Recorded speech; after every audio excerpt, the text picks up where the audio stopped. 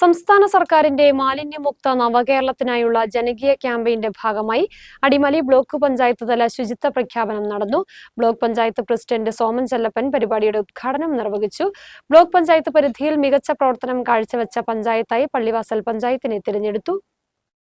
സംസ്ഥാന സർക്കാരിന്റെ മാലിന്യമുക്ത നവകേരളം പരിപാടിയുടെ ഭാഗമായിട്ടാണ് അടിമാലി ബ്ലോക്ക് പഞ്ചായത്ത് തല ശുചിത്വ പ്രഖ്യാപനം സംഘടിപ്പിച്ചത്. അടിമാലി ബ്ലോക്ക് പഞ്ചായത്തിന് കീഴിൽ 5 പഞ്ചായത്തുകൾ പ്രവർത്തിക്കുന്നുണ്ട്.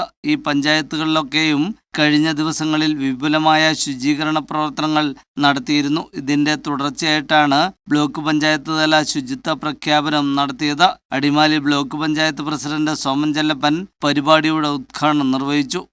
Block panchayat vice president Shandy Baby ചടങ്ങിൽ അധ്യക്ഷത വഹിച്ചു. വിവിധ പഞ്ചായത്ത് പ്രസിഡന്റുമാർ, വൈസ് പ്രസിഡന്റുമാർ, ബ്ലോക്ക് പഞ്ചായത്ത് അംഗങ്ങൾ, ഉദ്യോഗസ്ഥ പ്രതിനിധികൾ തുടങ്ങിയവർ പങ്കെടുത്തു. ബ്ലോക്ക് പഞ്ചായത്ത് പരിധിയിൽ മികച്ച പ്രവർത്തനം കാഴ്ചവെച്ച പഞ്ചായത്തായി പള്ളിവാസൽ ഗ്രാമപഞ്ചായത്തിനെയും ഹരിതകർമ്മസേനയായി വെള്ളത്തൂവൽ പഞ്ചായത്തിലെ ഹരിതകർമ്മസേനയെയും മികച്ച സർക്കാർ സ്ഥാപനമായി CHC ചിത്രപുരത്തെയും തെരഞ്ഞെടുത്തു.